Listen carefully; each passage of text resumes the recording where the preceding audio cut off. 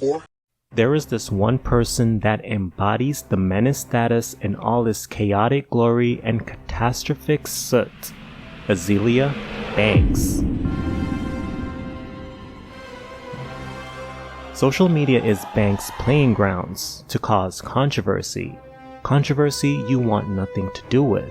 If you find yourself in an argument with her on social media, trust me. Don't do it. Don't do it. She is an artist, but it seems like Azealia Banks' main goal in this world is to f shit up, cause controversy, and to offend, proving time and time again that she is the ultimate music industry menace.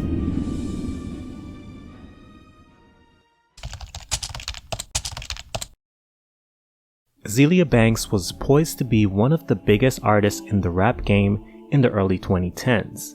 A star that could shine bright next to one of rap's most commercial exports, Nicki Minaj. Born in the 90s in New York City, Banks grew up in Harlem with her parents and 2 siblings. Following the passing of her father to pancreatic cancer when she was only 2 years old, Azealia's mother would become physically and verbally abusive towards her and her other siblings. In an interview with the Sunday Times, Azealia said her mother would beat them with baseball bats, and in that same interview, Azealia would also say her mother once beat up a Mexican limo driver in the street after he hit Banks with a bag of trash. When her mother found out one of their boyfriends had cheated, she went round and hammered on his door, saying she would cut his off and put it in a pan with some onions and peppers. Bruh. Now, I know this video is about Azealia Banks, but damn, her mom is a menace too. Also, don't go looking for the original article on their website because that shit has been scrubbed,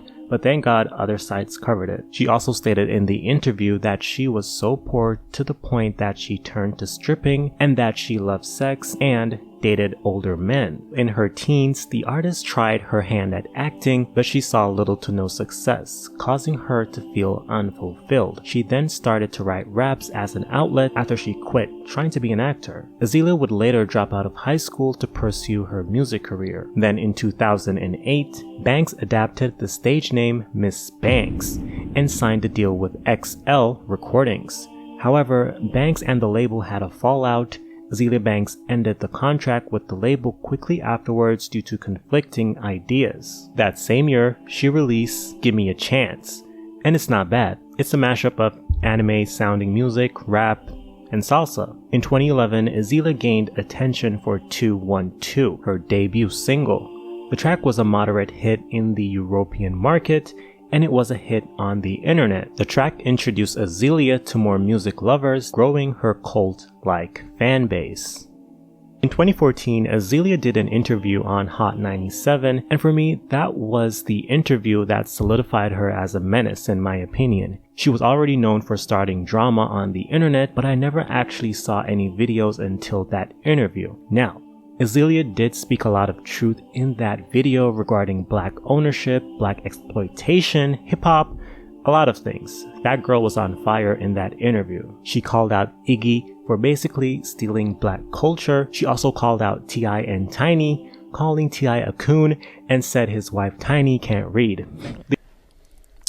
I feel just in this country, whenever it comes to our things like black issues or black politics or black music or whatever, there's always this undercurrent of kind of a fuck you. There's always a y'all niggas, y'all don't really own shit, y'all don't have shit. You get what I'm saying? Yes. And that Macklemore album wasn't better than the Drake record. And Macklemore admitted his album wasn't better than Kendrick. You know what I mean? That Iggy Azalea shit is not better than any fucking black girl that's rapping today, you know?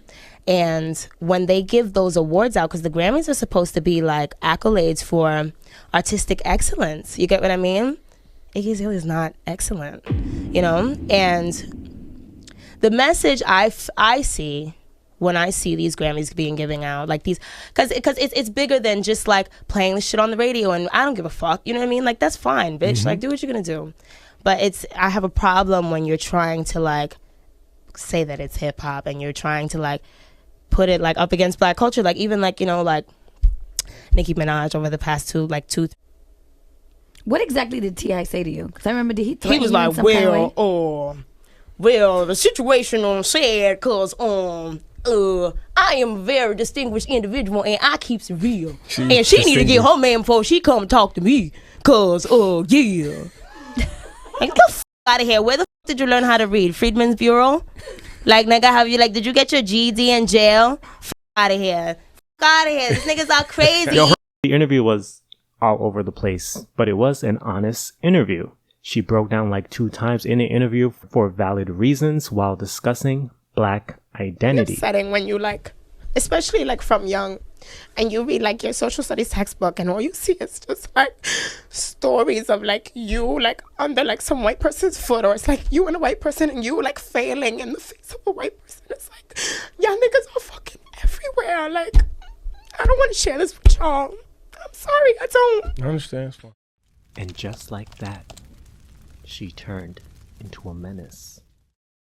Zayn Malik released the music video for his song Like I Would back in 2016, but the former One Direction member was attacked by Azealia Banks on Twitter. Azealia accused Zayn of stealing her visual style from her music video Young Rapunzel, which debuted in 2015. Zayn responded to Azealia saying, "My ad's too good for you, no lies. I see you reaching, but I don't care." And Azealia would launch a full Twitter attack saying, "USA is about to teach you who not to f*** with.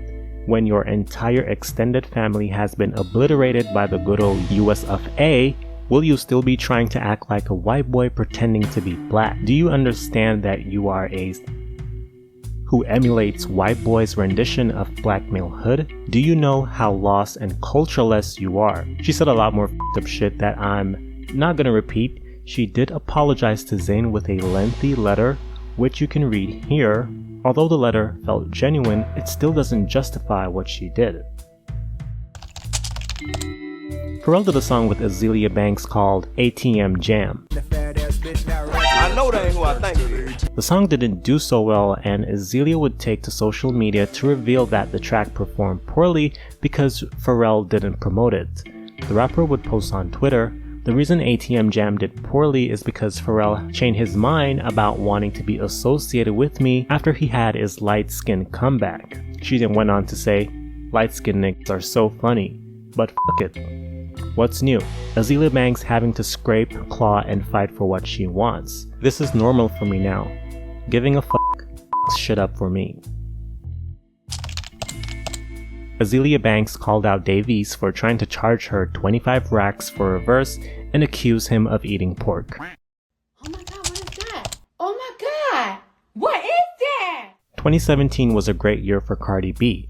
Her commercial debut studio single Bodak Yellow went #1 on the Hot 100, and while everyone was happy for Cardi B, that was the perfect moment for Miss Banks to throw shade.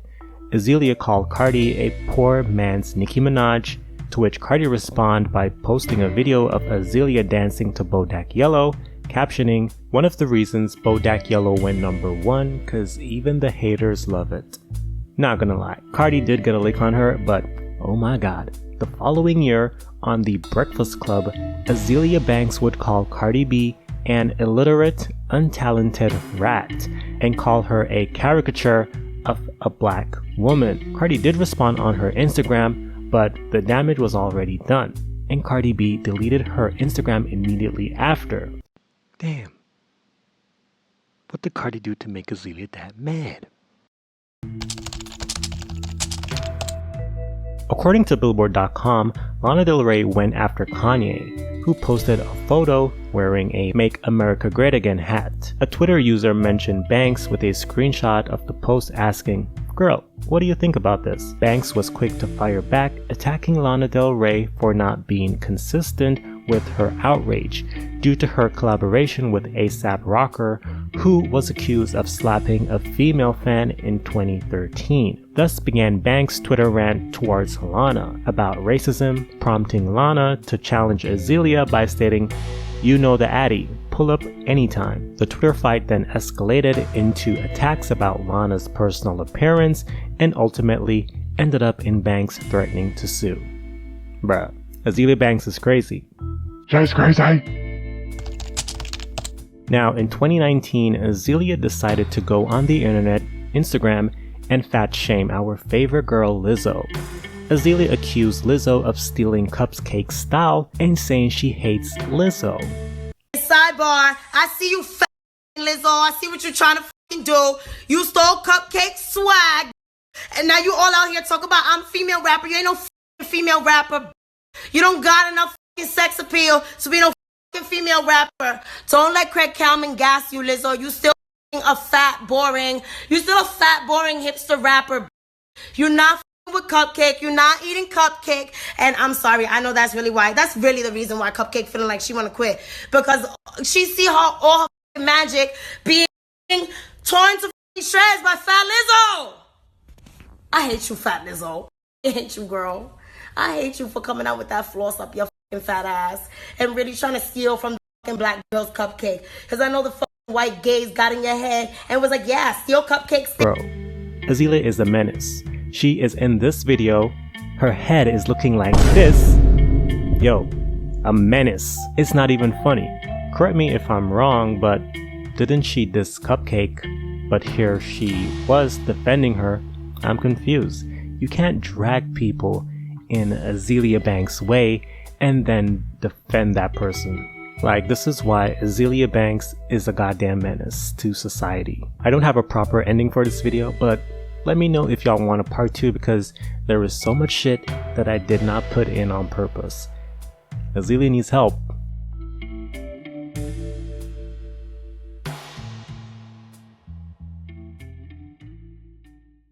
Whore.